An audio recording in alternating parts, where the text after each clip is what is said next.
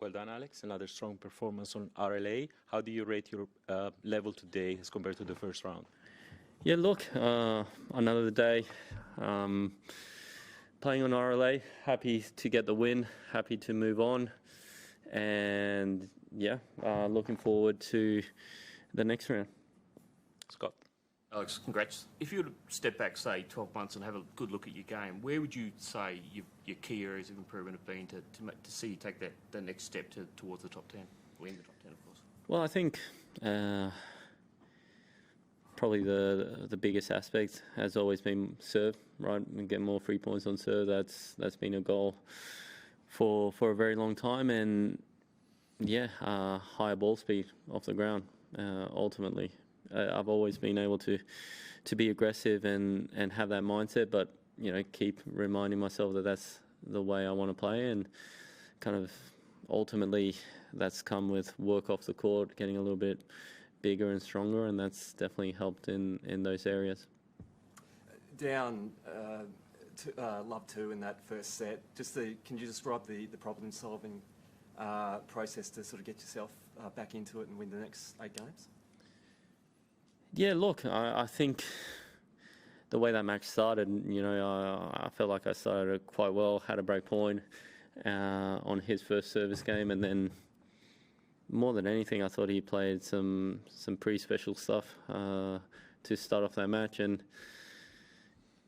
more than anything, for me, it's all right. Let's go back to the well. Let's keep digging, and if he can keep on doing that for 3-4 hours, then you shake his hand. But more often than not, it's probably going to go on my side, and I'm going to have opportunities to kind of come back. And I just told myself to stay with it and stay solid. Alex, the preparation of Tanasi has come under fire. I know he played some exhibition matches, I think which you won in December, right, in London. Can I ask how that personally served you as preparation for this? And whether you think that criticism of the December sort of tournament is fair? Well, look, ultimately, everyone decides their own schedule. And whether you're playing an EXO or not, you can, decide to put training around it. So I don't think playing tournaments or playing an EXO, a 3-day event, is going to cause any sort of harm one way or the other. And Tanasi, he's a hell of a player. So much talent. He had a tough loss last night where he played some incredible tennis for 4 hours. He's shown that he can do this in Grand Slams quite often. He's so dangerous whenever he steps out on the court, and I think more than anything, we all just want him to be out there healthy and competing to his highest possible level. Alex, today's match, just looking at the stats on your serve, maybe first serve percent down a bit, but speeds are up. How would you rate your serving performance today? And just picking up on what the stuff you were talking to Scott about, getting bigger and stronger, what else is it about your serve that's improved?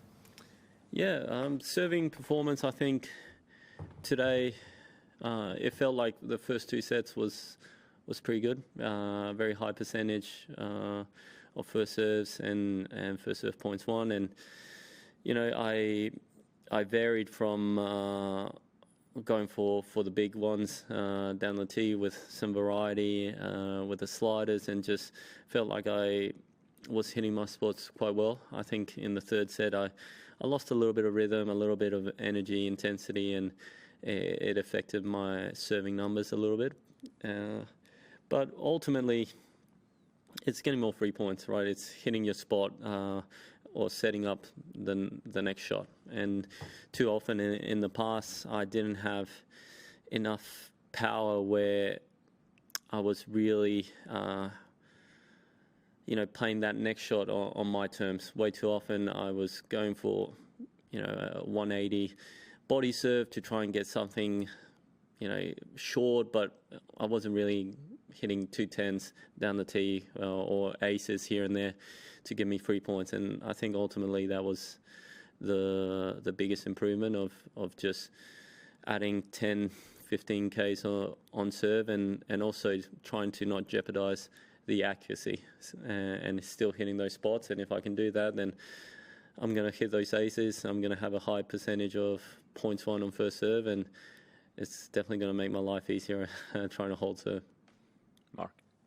Alex, we've asked you a lot about how you handle the pressure on court of the expectation of being number one, but where did you have to improve and change with that transition from a player in the 30s to being in the top 10 and all the responsibility that comes with that? You know, media, balancing, you know, sponsorship, activities off the court. Where did you think you had to get better? That's a good question. I think probably the biggest thing is you got to realize that your days are going to be long, right? There's no hiding behind the facts, right? Whether you're spending 4, 5, 6 hours just purely working on yourself, whether it's on court or off court, whether it's rehab, recovery, whatever it may be in the gym. And often there's long hours off the court as well with media commitments and things of the sort. So it's really about planning. It's about having a healthy balance. I've got a great team around me that helps me in every kind of step of the way. And as you win more matches, there's going to be more media attention. But for me, nothing can change of who I am as a person and what I need to do on the court, right? So the priorities are always going to be what I do on the court, and that's trying to improve and be a better version of myself than I was the day before. So that's my number one priority, and then we'll find a way to fit the media side of things around that. You got better at answering questions and all those sorts of things, do you think? Well, you get used to answering the same questions. So I've, you know, every morning before I walk to the courts, I rehearse my answers in front of the mirror, my generic answers. But look, it like everything with practice, it becomes more natural and you get used to certain things. And, you know, I'm lucky. You guys are nice to me. You don't ask me too many tough questions, so I do appreciate that. Last three. I guess an add-on to Mark's question, in the debate of youth versus experience and doing well at this Grand Slam, would you say it helps to be a more experienced player, or? Look, there's two ways to look at it, right? You've got the experienced player who knows, who's been there, who knows what to do in certain moments and probably key moments, and then you've got the new player because he's full of energy and no fear, right? So you've got both sides of the coin. For me now, I've been in this position. I know what I need to do. I know that the early rounds, it's all about getting through, no matter how, whether it's pretty, whether it's not, whether you're playing amazing tennis or can't find the court. Ultimately, the only thing that counts is getting over the line and winning that last point. And if you can do your best to conserve energy and not play long matches, then that's going to be very nice to you and your body as the tournament goes along. So that's been my main focus, to get in, do what I need to do, and get out if I can. Last two here. Young reporters. Do you have any friends like on the tennis court? I do. I do have some friends. I think most of my friends are normally the other Australians that we share a lot of time on court with, whether it's Jordan Thompson, Rinky, Thanasi Kokonakis. There's, I would say, all of the Australians. And it's mainly because as we spend so much of the year away from home, we're always kind of hanging out with each other, going to dinners with each other, and it's a great way to kind of keep that camaraderie going. And you? Your last one. What No. was the most funniest thing that has happened on the tennis court to you? The funniest thing, ooh. Let's see, I'll give you the most embarrassing one that you can probably search up later. I spent a whole change of ends trying to peel a banana, and I couldn't peel a banana. And I thought no one had noticed, right? So I thought, okay, I'll be safe. And then as soon as I finished the match, it was all over social media and Eurosport and this and that. So it's safe to say a lot of people saw me not being able to peel a banana. From then, I've learned. Just Yeah. My two questions. Did you like the coin toss as much? well, I didn't win it, so you know it could have gone an extra flip, and it would have been on my side. But it was a very solid coin toss. Yes. I'll give you kudos for that. How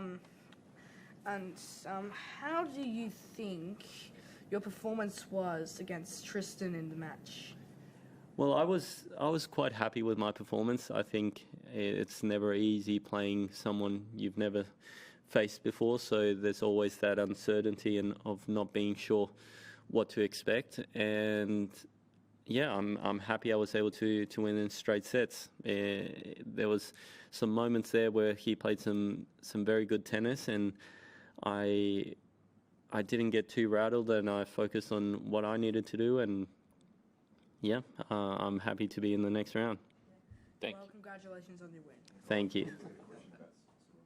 Okay, one more about. Let's get your thoughts on Cerundolo in round 3. Obviously a top 20 player in the past, still a seed here. He's gone to the 4th round a couple of times at the French. He's a tricky player.